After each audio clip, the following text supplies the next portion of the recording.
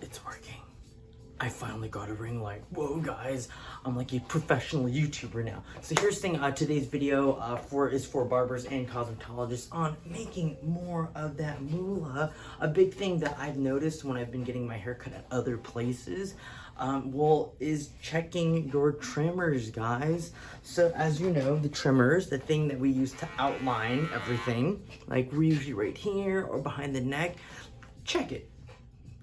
For some reason, for some gosh darn reason, I don't know why it's like this, but whenever I go to these places that are like even $5 barbershops, $10, $15, $20, $30, even $40 barbershops, I yet still get the trimmer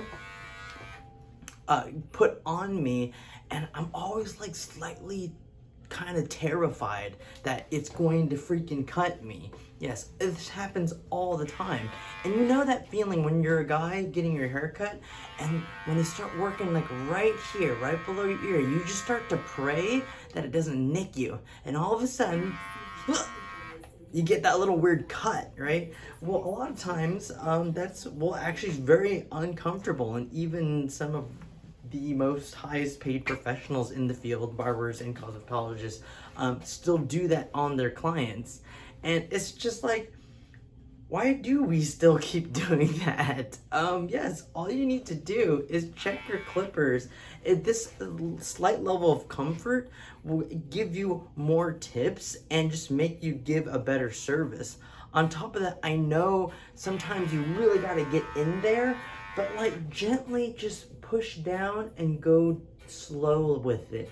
If you see the irritation and you see the client jump, obviously it hurt them. If you see the redness, obviously it hurt them, all right? Usually either you dropped your trimmer and the blades are broken. We're gonna show you right here.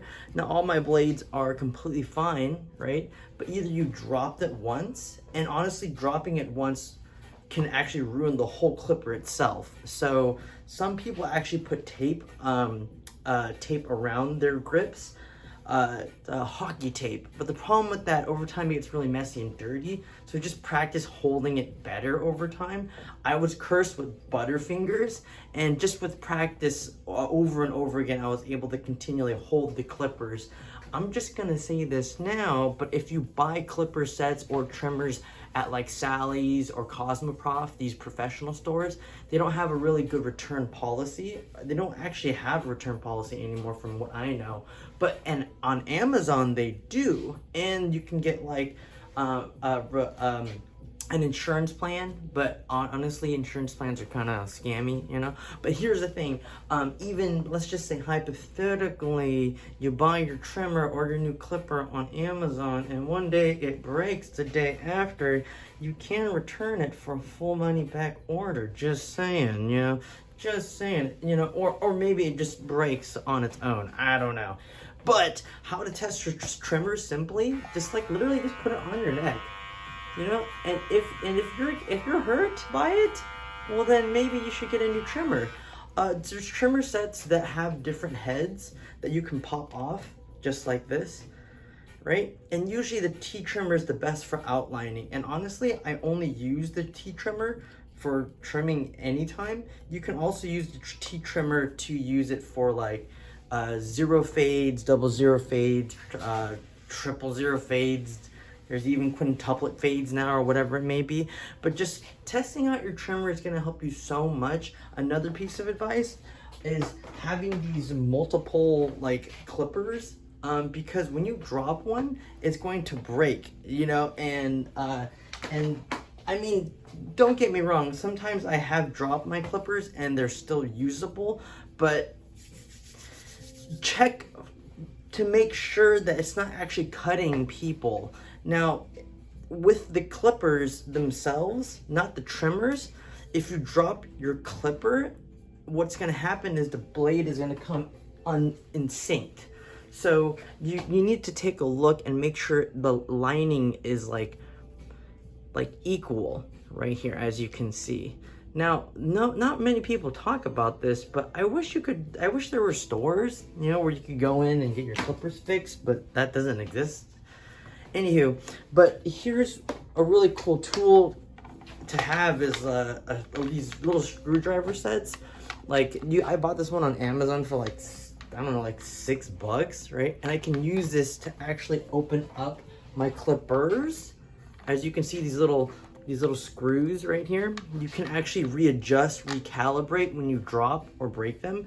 That way you don't have to buy a whole new set. On top of that, at least once a month, open these guys up and brush all the hair out of them. These wall clipper sets for these clippers usually come with, I don't know where I put it, usually come with these little brushes that once you open these guys up, you can take the hair out. Because here's the thing, over time, if you don't clean out the hair from these guys, you're gonna have to buy a new one, you know, because either they don't start cutting right, or they start cutting people, or they start overheating the blades. There's just all these, it's just normal maintenance that a lot of barbers and cosmetologists tend to ignore over time, because I don't know, we just don't know this information. Maybe the companies want us to not know, so that way we keep buying them over and over and over again. Another cool tip is check your brushes, right? Now, why do you want to check your brushes, okay? So do you see these little bulby guys right here, right? These little bulbs actually help the client have some level of comfort when you blow dry their hair, because when you're scraping against a scalp, you're not exactly like scratching them and hurting them. Now, over time, like this brush right here, these bulbs, so this this brush was originally like black, as you can see right here at the bottom, right? But over time, as I kept using it, the paint starts coming off, and now you start to see white. Oh, here's one. Do you see that little guy right there?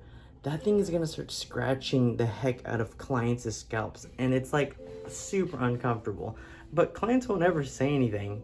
They just think like, oh, I'm getting a blow dryer with the hairbrush and it's gonna hurt. So instead of hurting the clients, I know you're probably gonna ruin the brush. You could probably just get a new brush, but literally grab some pliers like this. I always have a tool set handy with me, both sets, the screwdriver and these pliers. What you can do is with these pliers, just come right over here and just literally pluck it out. At home, even if you're using these brushes on yourself, it just makes it more comforting on you. So I'm just gonna pull one out right now. Oh my gosh. I really need to work out more. I am so bad. But I've done this before. Here we go, perfect. So I plucked it out. Now, granted, the quality of the brush is diminishing since I'm taking out these bristles. And yes, I may get an uneven blow dry, but for the sake of comfortability, that is actually more important for the client, because, you know, even if the hair is like, it's not styled that well, they're gonna remember that scratchiness or being freaking cut by your trimmer. And literally take your trimmer and again, put it on your wrist. You know, your wrist is usually some of the, it's very similar to your neck, but nothing beats your neck, actually trying it out. And one last tip is when you use the trimmer to avoid cutting your clients, especially on the beard area, what people do is they'll come down like this on the client. Now, if you're doing it on yourself, you can probably do it easy and gentle enough to where it doesn't hurt you. But when you're doing it on other people, you don't really know. And then that's why like you'll find yourself like accidentally nicking while you're working on a beard. To prevent that, do you see this portion of the T-blade, right? Literally, instead of going down like this, you want to take it and lay it flat on their chin like this. And then you just want to follow down, just kind of like that. Now, the science behind that is instead of scratching and pulling when you're trimming the beard or any areas, this is going to cause the hairs to kind of be pulled out and the blades to catch the skin as it's pulling the hair out. So you are still cutting, but now you're pulling the hair and cutting the skin. Instead, literally take the clipper and lay it flat and then come down like this. So instead of pulling, now you're just simply going against the grain. just doing that alone is gonna really prevent those nicks. Everything I said is definitely gonna help. This is why I went from like charging $5 a couple years ago to like making like, I don't know, like in January I started charging like $55, you know, just saying. But here's the thing, but yes, but I'm in an area where the average price range for a haircut is like $5 to $10. So check out my reviews, JT Looks, 300 plus reviews. I know what I'm talking about. I'm here to help you guys out. Thanks for watching, like and subscribe, and share it to any other barber or cosmetologist. Bye guys, oh, this is my new ring light.